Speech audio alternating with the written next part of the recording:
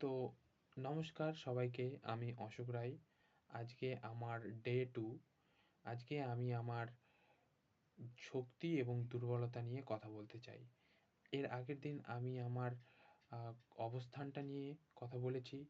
সেটা ছিল ডে 1। তোমরা আগের ভিডিওটা গিয়ে দেখতে পারো। আজকে ডে 2। আজকে সবাইকে নমস্কার জানিয়ে আজকে আমি আমার ভিডিওটা শুরু করছি। সবাইকে নমস্কার। আজ আমি কথা বলতে চাই আমার শক্তি এবং দুর্বলতা নিয়ে। আমরা সবাই জীবনে সফল হতে চাই, কিন্তু একটা জিনিস আমরা প্রায় এড়িয়ে যাই, নিজেকে সৎভাবে বিশ্লেষণ করা। আমার কি কি ভালো দিক আছে আর কোথায় আমি পিছিয়ে আছি সেটা বুঝতে পারা খুব গুরুত্বপূর্ণ। কারণ নিজের শক্তি জানলে আমরা সেটা আরও উন্নত করতে পারি, আবার দুর্বলতা জানলে সেটাকে ঠিক করার সুযোগ পাই। প্রথমে আমি আমার শক্তির কথা বলি। প্রথমে আমার সবচেয়ে বড় শক্তি হলো আমার শেখার ইচ্ছা রাখি। আমি শেখার ইচ্ছা রাখি। আমি হয়তো সব জানি না, কিন্তু আমি জানার চেষ্টা করি। নতুন কিছু শিখতে আমি ভয় পাই না। আজকের যুগে শেখার মানসিকতা বড় একটা শক্তি। কারণ স্কিল প্রতিদিন বদলাচ্ছে, প্রযুক্তি বদলাচ্ছে। যে শিখতে পারে সেই এগোতে পারে। দ্বিতীয় শক্তি হলো আমি হাল ছাড়তে চাই না। জীবনের সমস্যা আসে, বাধা আসে, বিপত্তি আসে, কখনো পরিস্থিতি অনুকূল হয়ে থাকে, কখনো পরিস্থিতি অনুকূল হয়ে থাকে না, প্রতিকূল পরিস্থিতি। আমি চেষ্টা করি যে যেন পুরোপুরি ভেঙে না পড়ি। হয়তো মন খারাপ হয়, হয়তো কিছুদিন গতি কমে যায়, কিন্তু ভেতরে একটা জেদ কাজ করে, আমাকে কিছু একটা করতে হবে। তৃতীয় শক্তি, আমি নিজের ভুল বুঝতে পারি। আগের হয়তো ভুল করলে সেটা স্বীকার করতে অস্বস্তি হতো, কিন্তু এখন আমি বুঝেছি ভুল করা লজ্জার না, ভুল থেকে না শেখাটাই লজ্জার। ভুল করা লজ্জার না, ভুল থেকে না শেখাটাই লজ্জার। এই মানসিকতা আমাকে ধীরে ধীরে উন্নত করতে সাহায্য করছে। এবার যদি আমার দুর্বলতার কথা বলি, আমার একটা বড় দুর্বলতা হলো আত্মবিশ্বাসের ওঠানামা। কখনো খুব মোটিভেটেড থাকি, মনে হয় আমি অনেক কিছু করতে পারবো। আবার কখনো নিজের উপর সন্দেহ হয় যে আমি কি পারবো? এই প্রশ্নটা মাঝে মাঝে মাথায় আসে মাথায় আসে। আরেকটা ভালো দুর্বলতা হলো সময় নষ্ট করা। সোশ্যাল মিডিয়া, অপ্রয়োজনীয় চিন্তা, দেরি করে শুরু করা, এগুলো অনেক সময় আমাকে পিছিয়ে দেয়। আমি জানি এগুলো ঠিক নয়, কিন্তু অভ্যাস বদলানো সহজ নয়।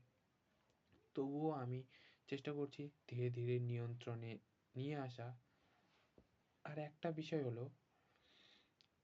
বিষয় হলো আমি সবসময় নিজের মতামত স্পষ্টভাবে প্রকাশ করতে পারি না। অনেক সময় মনে হয় যদি ভুল বলি, যদি মানুষ বিচার করে, এই ভয় আমাকে আটকে দেয়। কিন্তু আমি বুঝেছি কথা না বললে উন্নতি সম্ভব নয়। তাই আজ আমি সচেতনভাবে নিজেকে ট্রেনিং দিচ্ছি, প্রশিক্ষণ দিচ্ছি যে বেশি করে কথা বলার, নিজের ভাবনা প্রকাশ করার। আমি মনে করি শক্তি আর দুর্বলতার দুটো আমার পরিচয়ের অংশ। শুধু শক্তি থাকলেই চলবে না, দুর্বলতা চিহ্নিত করাও সমান গুরুত্বপূর্ণ। কারণ দুর্বলতাই আমাদের কাজের দিক নির্দেশ করে দেয় কোথায় উন্নতি করতে হবে। আর যদি আমি নিজের দিকে তাকাই, তাহলে বলবো আমি পারফেক্ট নই, কিন্তু আমি সচেতন। আমি জানি আমি কোথায় ভালো আর কোথায় কাজ করতে হবে। এই সচেতনতা আমাকে আগের থেকে অনেক বেশি শক্তিশালী করেছে। শেষে একটা কথাই বলতে চাই, নিজের দুর্বলতাকে লুকিয়ে রাখলে সেটা কখনো থামবে না, কখনো কমবে না। কিন্তু এটা স্বীকার করলে, কাজ শুরু করলে, প্রতিদিন একটু একটু করে উন্নতি করলে একদিন সেটা তার দুর্বলতা থাকবে না, সেটাই শক্তিতে পরিণত হয়। আজ আমি নিজের কাছে একটা প্রতিজ্ঞা করছি। আজ আমি নিজের কাছে একটা প্রতিজ্ঞা করছি যে আমি আমার শক্তিকে ব্যবহার করব, আর দুর্বলতাকে অজুহাত বানাবো না। আমি প্রতিদিন একটু একটু করে নিজের ভালো সংস্করণ হওয়ার চেষ্টা করব, ভালো ভার্সন, ভালো এডিশন হওয়ার চেষ্টা করব। ধন্যবাদ। তো এই ছিল আজকে আমার বেঙ্গলি স্পিকিংয়ের ডে 2। তো ভিডিওটা কেমন লাগলো অবশ্যই জানাবে কমেন্ট বক্সে, এবং ভিডিওটা ভালো লেগে থাকলে ভিডিওটা লাইক করবে এবং পাশে থাকা বেল আইকনটাকে ক্লিক করে চ্যানেলটাকে সাবস্ক্রাইব করে দেবে ভবিষ্যতে এই ধরনের আরও নতুন নতুন ভিডিও পাওয়ার জন্য।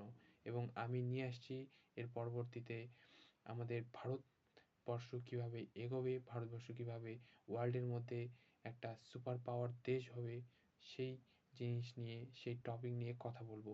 তো অবশ্যই চ্যানেলে থাকো, আমি নেক্সট ভিডিওগুলো নিয়ে আসছি, তোমরা আমার পাশে থাকো। আমি এই ভিডিওতে অনেক কিছু দেওয়ার চেষ্টা করব। Thank you.